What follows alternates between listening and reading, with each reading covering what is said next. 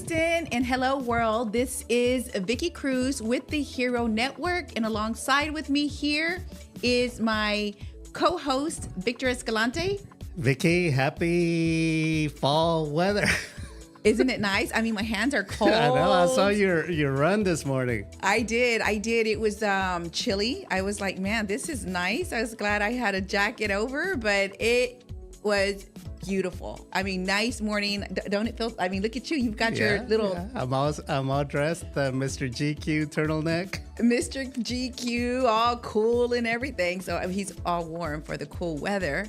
And so today, Victor, we're going to discuss being the fact that we are in the National Domestic Violence Prevention Month, and we have some resources, education for our viewers today, our community, our Houston. So anything you want to add to that before we get her on the call? I'm going to actually reach out to her now. So if you saw that post out there. Sure. So today we have the executive director of the Bridge for Troubled Waters. The Bridge for Troubled Waters is a sanctuary. It's a shelter for women who have been abused by through domestic violence. And the children which Vicky and I have had the privilege to work with to help them. We introduced the Hero program at the Bridge, and the results were just phenomenal. To hear the stories of parents talking about how the children will help. Yes, and so the Bridge has been around for, gosh, I would say. We'll find out, but it's over 30 years. Yeah. I mean, it's been a while. So she's calling us now. Olivia? Good morning. Hey, good morning. Thank you for calling. Thank you for being with us here this morning. Thanks for having me. I hear music. Okay. So no, thank you. Thank you for being here with us and everything that you do. We know that it takes definitely love. It takes a lot of faith. A lot of work to do the work that you do to lead a phenomenal organization that's making huge impact in our city. Thank you so much. It's an honor to do the work, honestly. And thank you so much. And listeners and viewers, before we get started, I'm gonna just read to you our Olivia's bio, and she's gonna give more information about herself. But she was named one of our Houston Business Journal's top 40. Under 40. Olivia is an international speaker, and it's Q. Olivia is an international speaker and trainer who serves as the CEO at the Bridge Over Troubled Waters. Olivia received her bachelor's and master's degrees in criminal justice and forensics from the University of Central Missouri. She studied organizational leadership and obtained a certificate in executive leadership from Northwestern University. She serves at the board as the board secretary for the Pasadena Chamber of Commerce and is the member of the Harris County Adult Violent Death Review Team. She volunteers her time with young professional organizations in the greater Houston area.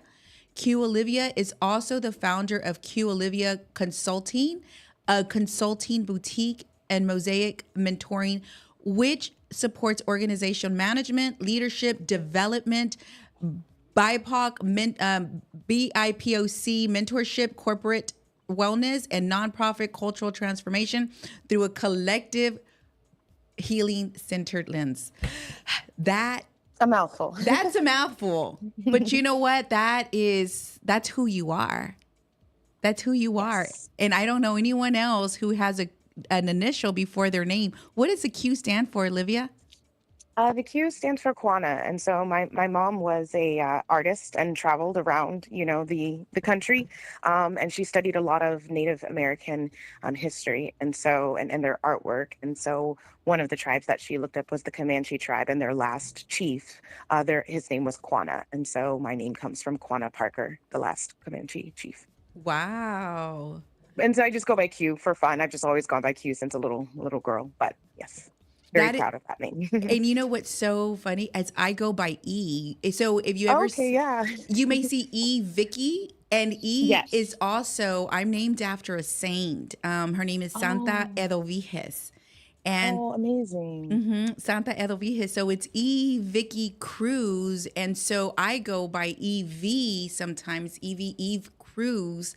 And it's Eve at the Cross Ministries also. So anyway, is I it? just go by Love that. Victor Escalante. Yeah, he We goes love by that. Victor. We love that. Or I'm like, hey you, hey you. You know, Victor's like my work husband over here. And Yes, yeah, yes, so yes. and we always say two Vics are better than one. I love that. Vic and Victor. That's But awesome. hey, but this is about you today. This is about Q Olivia Rivers, the amazing Bridge Over Troubled Waters. You guys are such a blessing. I mean, you know, I remember when you guys were down in Pasadena, well, still in Pasadena, but Hmm. down the Elaine Street, Yes, Victor yes. West Elaine, they lived in the same block. Oh, really? Yeah, they Okay. lived in the same block. They were there. How many, just real quick, how many women were there back in those days? Do you remember? Do you know? Yes, back on that street, I think it was about 60 to Wow. 70 women and children Uh huh. at the time. Uh huh. And now, And Olivia? today we can serve 100 people in our shelter. That's just our shelter. And now we're able to serve men, women, and children because we never wanted to get lost that domestic violence impacts people regardless of their gender. And we actually have, a few men in shelter right now with their children. So it impacts anybody. Wow, I didn't know that. I didn't know you had men. I didn't know that it Yes. was open. That's good to know. It's not a women's shelter anymore. Yes, the statistics are alarming, Olivia. One in Hmm. three women will be violated Hmm. physically or sexually in their lifetime by a close partner. Tell us Yes. what you are seeing here in the Houston area that the community needs to be aware of. And again, we're going to get into the resources that the shelter provides as a beacon for the victimized in our community. Sure. So what we're seeing is that 1 in 4, that is a national number. 1 in 3, those are national numbers. But we're seeing that that's just what's reported. We know that a lot of people, I know in all of our communities and cultures, we kind of grew up with that mentality like you don't share what's going on in the home, right? What happens in the family stays in the family. So those numbers are just what we know of people who actually choose to outcry, whether it's to the police or to domestic violence shelters like ours.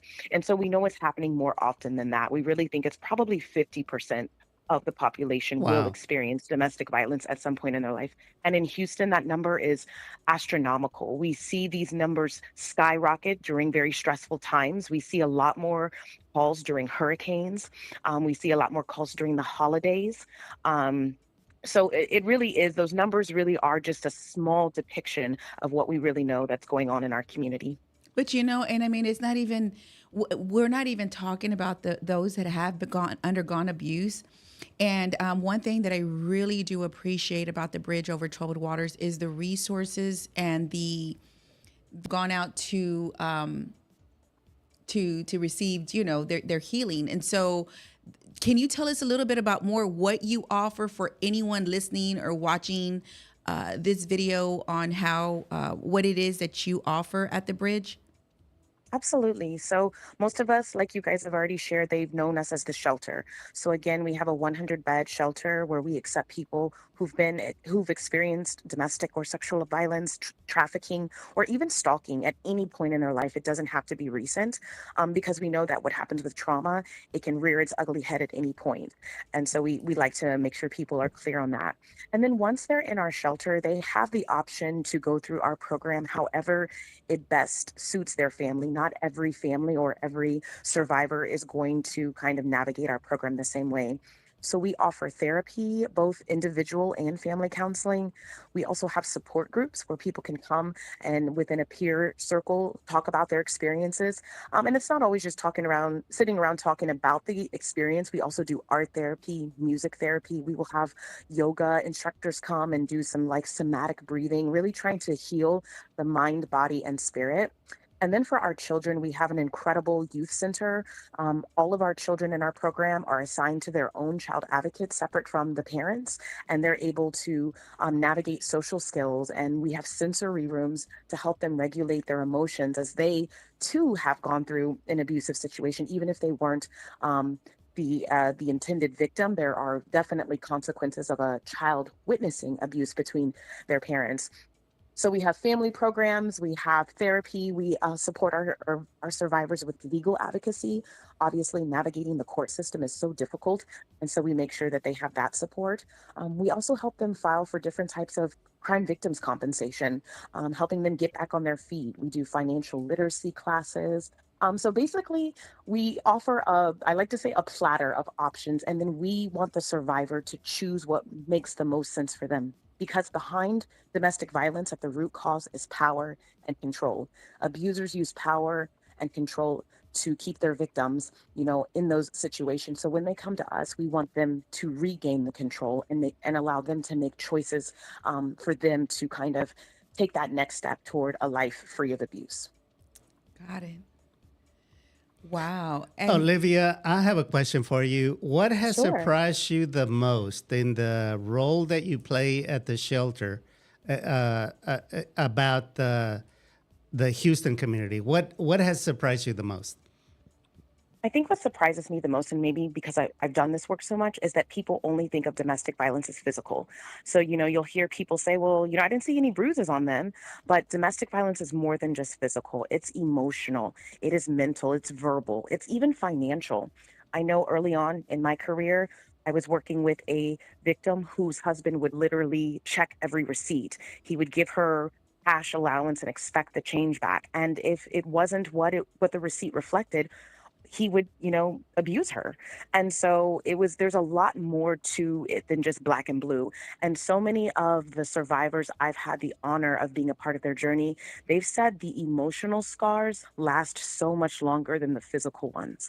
And when you hear that, it makes you realize that we have to be better about educating our community on what domestic violence is. Because some people don't come to our shelter or they don't call us because they think, oh, he just yells and screams at me. He's not actually hitting me. There's no such thing as real domestic violence or fake domestic violence. It's all violence. And whenever we have those conversations, even with our youth starting at an early age about what healthy friendships and what healthy relationships look like, as they get older, they can start setting those boundaries to say, no, you can't speak to me like that. I don't like how you're talking to me, because it is those small things that actually start the abusive cycle. None of us go out on dates with people and they hit us right away, right? That's not yeah. how domestic violence plays out. Yeah, boundaries So are I normally not taught at home, or at a right. young age. They're not taught at school. Setting boundaries are not. Mm-mm, Yeah. Vicky, absolutely. you So know where great my point. mind goes to, as you know, and listeners know, I have a clinical background. And Hmm. this reminds me of a case because I really want to drill down and echo what Olivia is telling us about the power and the abuse of power within relationships. Hmm. I had a case years ago that two professionals. She had a hairstyling business. She was a cosmetologist. He was an engineer at a research firm, upper middle class. She Hmm. was not allowed to purchase items at the food store that were not off brand. And he would have a fit if she bought a name brand product that was 5 cents more than an off Oh, wow. brand. And he was such a control freak, and Hmm. he was so abusive that she had to cut her own hair because she couldn't spend any money on paying someone else to cut her hair. She had to buy all of her clothes at a resale shop. Mm. They drove a dilapidated car.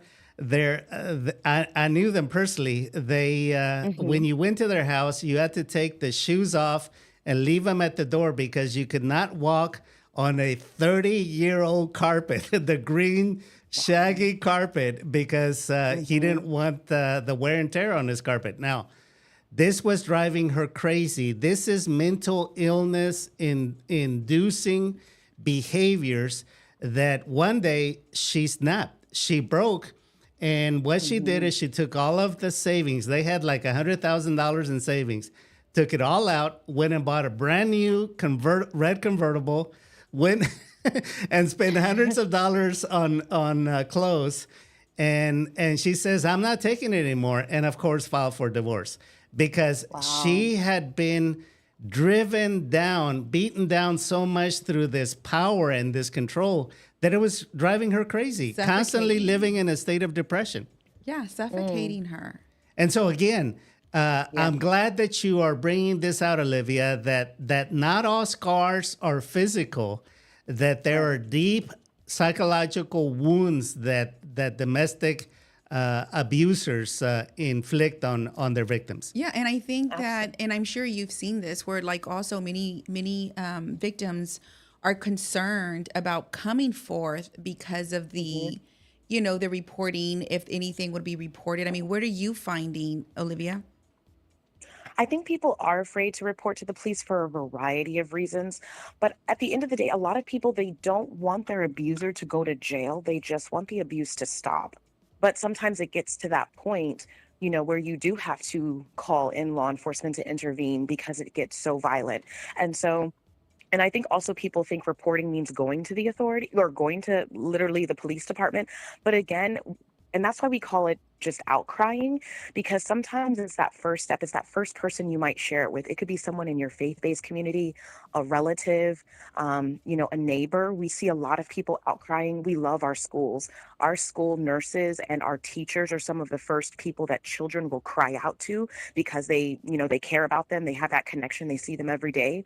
And then, like I said, just the everyday people. And I love that you mentioned stylists, because we actually do a training with hairstylists in the community called Cut It Out. Because when you're sitting in that barber chair or you're sitting in that beauty salon for hours, you start, becoming friends, so to speak, with your stylist. And sometimes they're even the first people that someone will share about their abuse. And so we want people to not get in the mindset that reporting abuse means going to the police. Sometimes it's just going to someone that you trust or going to an agency like the Bridge, and then we can tell you, and well, not tell you, we can support you in the next steps. Because what people don't realize is sometimes reporting to the police makes the abuse worse. And I think as our human nature is wanting, if someone shares something that they're being harmed, we want to help them, we want to protect them. But I always like to say, no one knows an abuser better than the victim. So we have to be careful not to say, oh, you need to go to the police, you need to report it, because that is actually could be even more dangerous to them. And And let's what statistics show is that when a person makes that first step to leave an abusive relationship, their chances of um, being murdered by that partner increases like 700 times. And so Wow. we have to be careful just telling people, get out, get out. I know that's what we want to say. I want to say that even to survivors I work with. I want to just be like, leave. But we don't know the situation. We don't know the severity. We don't know how that abuse has escalated. So we just have to believe them first and then ask them, what would you like to do? What's the most safe way for you to proceed? And not just assume. Yeah, I mean, it's just, I mean, let's think of those that actually stay in those harmful Hmm. relationships and thinking that, oh, he's going to change or she's going to change, Right. because I mean, Hmm. these days, I mean, abuse is in both male and female.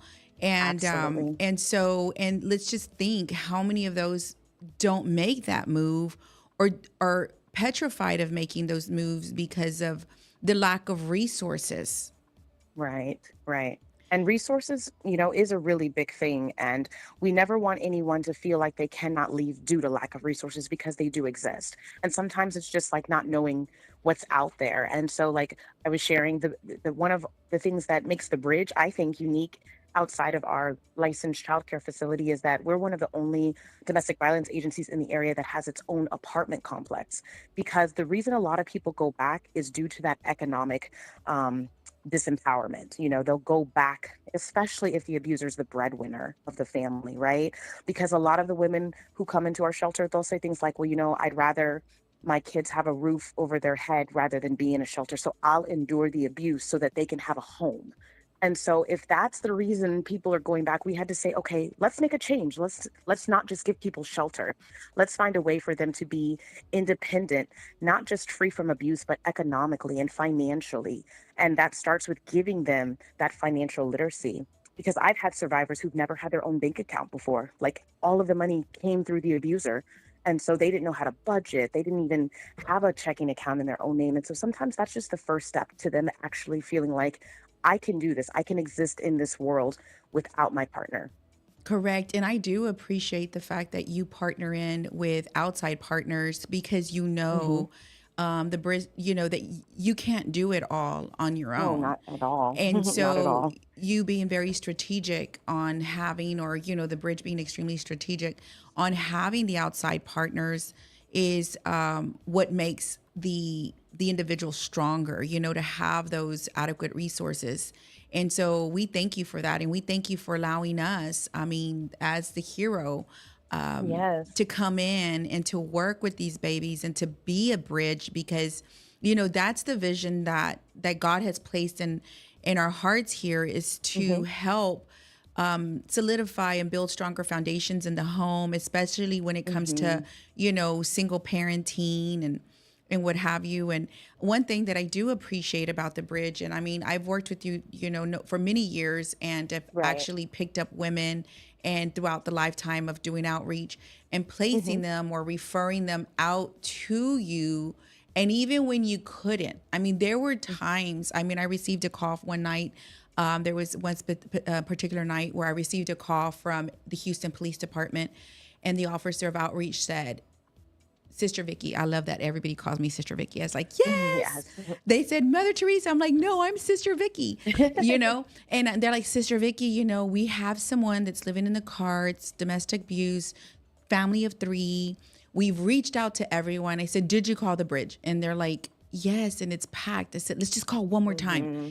And behold, it's like working. Sometimes it's like you'll make that space because that's how Yeah. passionate that they are. It's like, let's just make it happen. We're going to make this Yeah. happen. And, I do appreciate those moments where it's like you guys are like literally the S on that Superman shirt. It's like super bridge. It's like the super bridge. It's, and, and to those viewers that are here, I mean, I know that there are so many amazing, other organizations out there that have Yes. opportunities or resources for those, but the bridge is like one of those safe havens that I know that personally speaking, for those that are watching, that there's the genuine care, the genuine love, because it's the love that's going to restore your life. If you're watching this Hmm. video, if you're listening,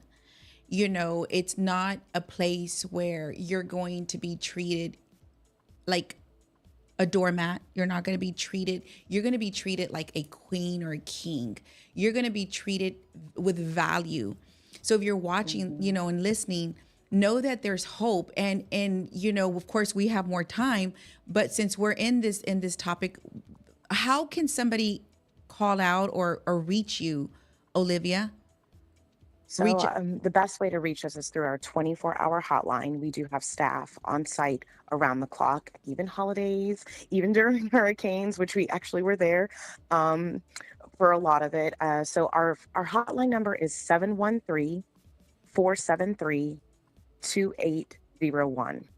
We also are located at Allen Genoa, 3811 Allen Genoa. We do take walk-ins when it comes to assessments. And so we just want to be a visible presence in the community. And I love that what you said about us opening. We can't do everything, but there's so many incredible community partners out there that we've partnered with, including you over the years, because it really does take a village. And I've heard that saying growing up so much, it takes a village, it takes a village. And yes, it's usually in reference to children, but even beyond that, it takes a village to continue to make sure families are safe and whole and healthy. And so it doesn't just stop, once that child grows up, because those children are carrying on what they've learned, that generational cycle that we talk about wanting to break. And so I love that you mentioned that because it really does take a village to end to end the silence and also the violence that we see in our community. and the cycle. It takes the Yes, village to end the cycle, and yes, that's why we want to reach. And I'm so beyond grateful that you have the Bridge for Kids there, yes. to bring in the education to our community. And Victor and I mean, Hmm. we're excited. I mean, we know we've had we've had our conversations, and with you all, and we just pray that we can come in and be used. I know Victor's got something to say. Absolutely. Go ahead, Vic. Yes, I want to share something with you, Olivia. The work that we did with the children there was just this. This makes it all worthwhile. What we do, what Vicky and I do, the experiences of children coming up to us asking for hugs, the experiences of seeing the children succeed. When we told them about how to talk to their inner critic and not let their inner critic just dominate them. We had one little boy that was so proud of himself because during the STAR testing, he told us in class that he told his inner critic that he could do it, and he crushed it. Oh, Yeah, that we is had just had Yes. that. We had just had a training class and we talked about that. And so when we came back, and then I was like, okay, how did it go? Because they were really stressed out about this STAR Oh, yeah. testing. And there was Yes, our babies get so stressed. They do. And of course, all these little babies do throughout the state, I'm sure. So I was talking, there was one during graduation, and you were there during our graduation for the hero. I was so proud. Yes, we were so proud. And one of the families there came up and said, we don't know what you did, to my two daughters, but we'd like you to come back and train my other two, can you train my other two? And I'm like, no, ma'am, I want to train you first, and then we'll train your other Exactly. two, and then we'll train all five. And, because that's what it takes. It takes the alignment, the Yes. bridge. And I mean, and we love it. We just take it all Yes. in. And I love that you said that because that really is what the Healing Collective Centering, the thing that you mentioned in my bio, is all about. Because we never want to come in and make parents feel like, because they already feel like they're bad parents, right? Because they're there. So I love that you said, no, I will empower you so that then you can pass that on to your children, your other children, because it really is a family thing, And so that was really beautiful. And I was like about to cry during graduation. I was like, look at our babies. And so you guys were incredible. And what I just want to say to Victor, I think what's beautiful is because most abusers are male. So usually when children are witnessing abuse, usually it is the male person in their life being the abuser. So having men like you in the community coming out and volunteering and giving of your time really does give these young people a different perspective on what a healthy male role model looks like. We do have mostly women at the bridge. We do have quite a few, about 10 male staff as well, but 10 out of 100, So I just want to say to the whole community, we need all volunteers, but Yes. especially if you're a man in the community, to be able to see that modeled in such a beautiful, pure way was just so amazing. And then we teach the kids at the bridge about autonomy and asking for permission, just like they go up and ask you guys for a hug. We do the same to them because we want to respect their bodies and respect their boundaries. So even when we see the kids, we say, hey, little Jimmy, is it okay if I give you a hug today? And he may say, no, how about a high five? We give them options and choices because as they get older, we want them to feel comfortable to say, no, I'm not okay with that. And so you and Vicky were both just such beautiful examples of what literally you guys were, I like to say, the epitome of being the hands and feet of Jesus, which is so important in our community. It's something that the world needs more of. So I just wanted to personally thank you both. Yeah, what the you, experience brought was to the just bridge. priceless It to was- Yeah. see the children bloom in their natural state. Again, children in their natural state are generous, they're kind, they just see the magic in the present. And when adults become jaded, they fail to see the children in their natural state. And so it was just amazing. We had one other memory that comes to mind is we had a little girl that we were trying to get her to be empowered and to Introduce talk, herself. to talk about herself, and so somehow Vicky engaged her to sing. Oh, wow. Oh yeah, I was like, she is going to I come love over that. here and she is going to say something because Yeah. Victor had asked, like, hey, okay, we want you to share your hobby, and so everyone kind of went around, and then finally, She was able to sing. And so everybody was singing I along. said, okay, so what's your favorite Aw. song? She goes, well, one of my favorite things to do is to sing. I'm like, okay, come over here. Let me see. Sing Love one of your that. favorite song. And then I said, okay. She's like, no. I said, what if we all sang with you? Of course, I don't know one song these days. I was like, I can't even tell you any of the songs, that. So anyway, so she comes in here and she sings a song, and then all these kids start to sing. I'm like, how did you know this song? Oh, But that's so yeah, it was awesome. so cool just to see every child great. engaged, everyone. There were times where, we put them to act, they were acting, right? Yeah, we did psychodrama Yeah. to get them to act out the proper behavior of showing respect. So Sure, yes, So again, yes, I love that. when we So get they're in, sponges. So I mean, yes, I and you guys were there. They soaked in so much, and so just to your audience, just imagine those kids being able to soak up all of that positivity in such a short amount of time. Just imagine what they're soaking up in their homes when there's violence. And so the goal that I think that we all have is to flip that script, making sure that they're getting as much positivity and information on respect and honor and all of the things that you guys teach, so that they can be productive and beautiful adults that change the world. So that's what I'm No. always so excited about we partnering even with you all. engaged in art therapy by having the children create encouragement cards for other for other Yes, kids. those were so cute. And, Yeah. and so they were busy writing all these encouraging cards for a person that is disabled.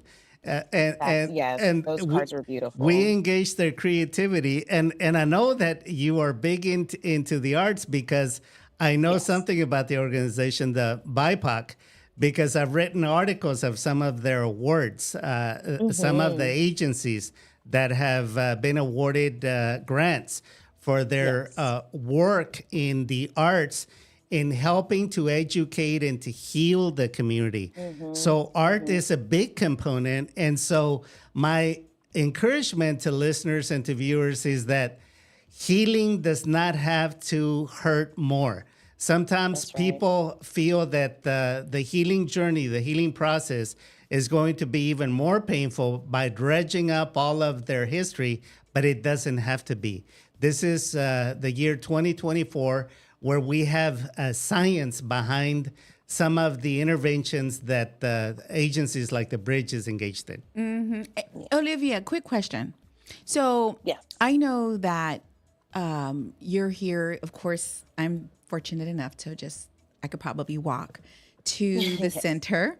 But what are your long-term goals? I mean, we have people that are watching, listening. Like, what are the long-term goals? Because I've always asked, like, why aren't we in the four corners of our city? Like, so we can reach out and, reach more victims. I mean, why aren't we in four corners right now? Or what is your next step? I know you're also, working in A-Leaf. There's some outstanding work that's happening in Southwest Houston. Can you just share with us kind of what you're doing throughout the city?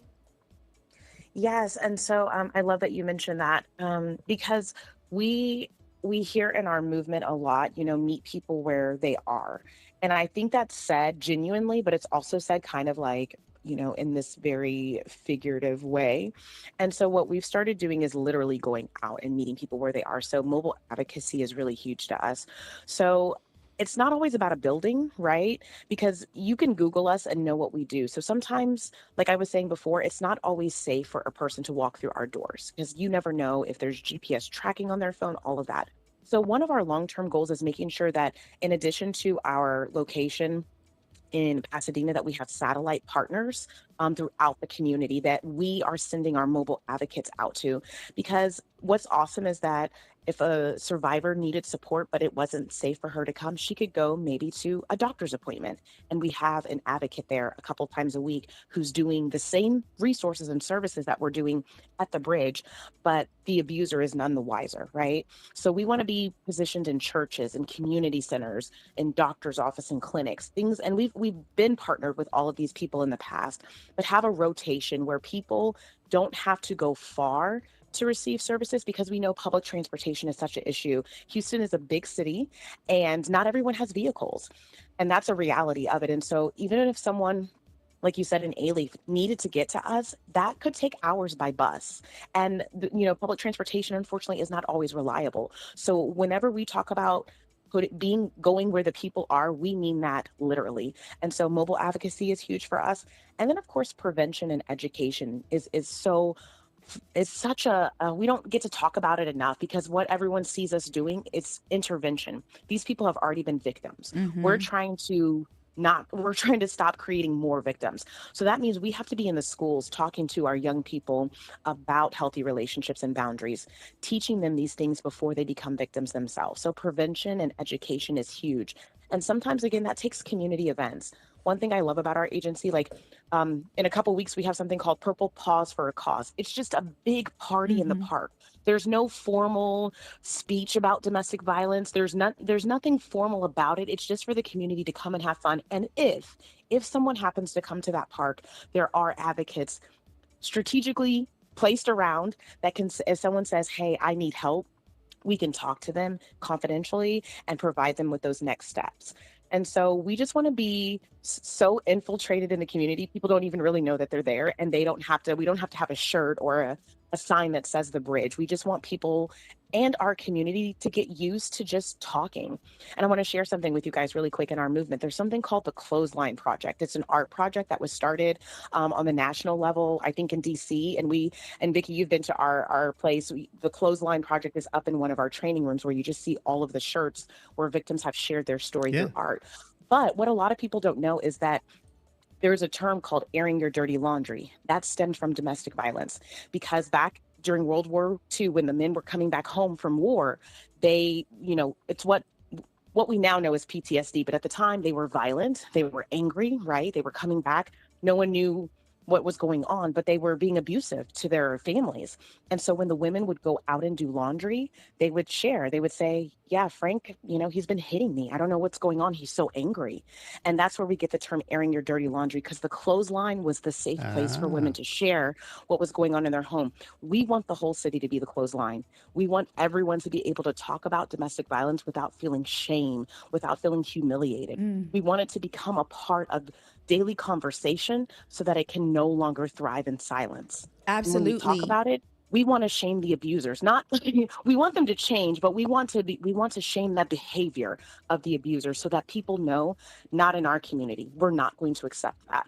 And so that's really Absolutely. our goal, to make sure that people feel comfortable and safe sharing, and that when they share it, that they're believed, and that everyone in the community can point them in the right direction. Yeah, the letter H for hero, it stands for help, Olivia. And Mhm. what we do is teach, and it's not, and of course, and again, this is where partnerships come in. You guys are the experts and have been phenomenal. And I've told that to also to Octavia. I was like, you know, Mhm. how to ask for help. How do we teach children, like, hey, there could be something going on with your family, or Right. something going on in the home, or maybe something going on with your schoolwork that you would need help with. and Right. and these children are not taught, or parents, how to ask for help. And this is where Right. we thank you, because now, as our partner, we get to take everything out. We're like this walking billboard, because it's like, Yeah. guys, there's help, because not so many, it's so If we you can't go to the mountain, you take the mountain to the people. exactly. Absolutely. Absolutely. I love that. There's times where you can't take the horse. What did it say? Take the horse or go drink water, but take Yeah. the water. However, but yes, Yeah. yeah, you know what I mean. It's like we've got to make those connections, and sometimes it's like you said, hey, Victor and I, it's the walking Jesus, where we're just out there, just outreaching and teaching and Mhm. education, prevention, and it's wonderful to have someone like you. And your team, you have a phenomenal team. And so, with National Prevention Month, the domestic violence, Yes. the prevention month, what else are you guys doing, or what's happening that we want our listeners and viewers to know? Yes, those are great questions.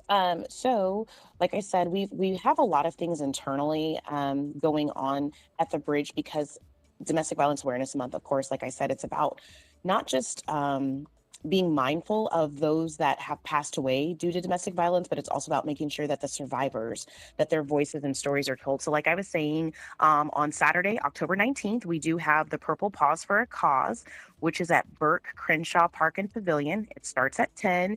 You can go to our Facebook page or our website to register. And really, the registration is just so we can kind of have a head count for food and activities.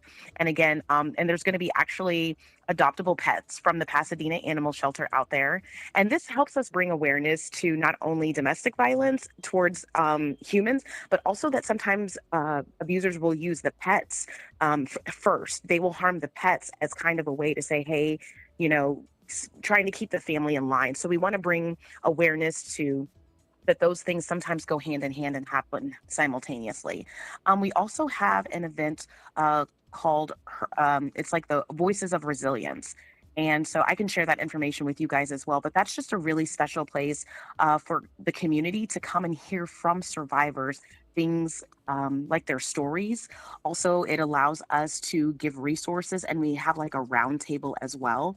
And so it's really important for us to make sure that, yes, you see the bridge out in the community, but making sure that you see the voices of those that have actually been through it. So those are some of the events that we have going on this month. And then if you check our Facebook or our Instagram page, we have a lot of things happening to raise awareness, whether they're trainings for the community or just outreach events. So we have a lot going on. Yeah, and then you also just had your gala, Yes, yeah. we had an amazing gala on Saturday.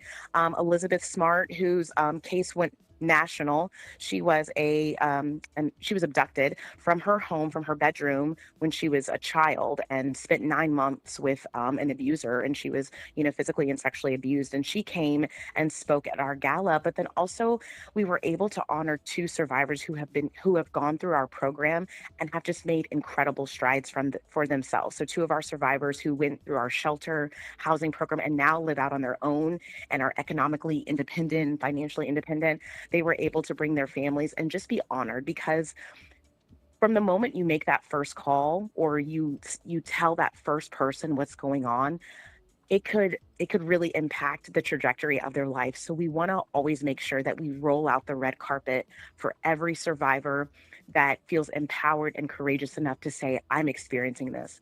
We want their experience to be the best it can possibly be given the circumstances. And we just want to hold their hand. And I know you mentioned having a Superman on, like an S on your chest. They're really the superheroes. It is always such a joy to see a young person come back and be like, Miss Olivia, like, guess what I'm doing now? Or, I'm getting married, or, I'm going, finish school. Hearing those updates are just like food for the soul. And I think it's why so many of us come back day after day to do this work.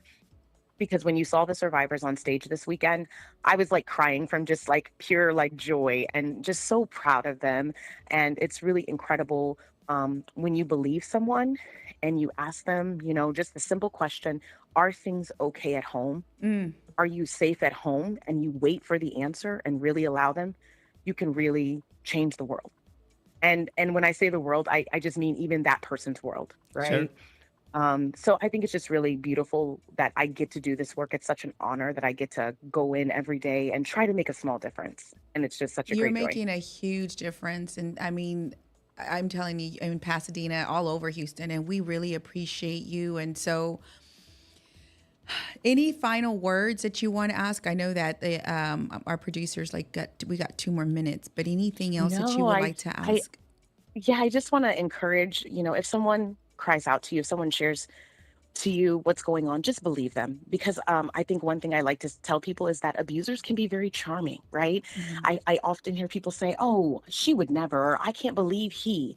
It doesn't matter. Just believe them. It's so rare that victims of domestic or sexual violence lie about what's going on to them. So just choose to believe them in that moment, and then point them in the right, direction of resources. And if you're a survivor, you're not alone. There are resources. There is hope. If not the bridge, we can always refer you to any of our sister agencies, but just reach out and let us walk you through that journey together. And that That's all I number, have to say. absolutely. And that number is 713-473-2801. And we want to thank all our viewers, listeners. And Victor, is there any final words? No, anything that else? says it all. Yeah. So Thank you so much for joining us, Olivia. Yes, Thank you for having me. Yes, thank you. Thank you so much for all you do. And to our viewers, listeners, visit us at www.mission1usa, all spelled out.com. We are on Instagram, LinkedIn, Facebook, Twitter. We are almost in every platform. Everyone. Yeah. Exactly. So we want to tell you thank you all so much. And until next week, yeah, go out and be a hero.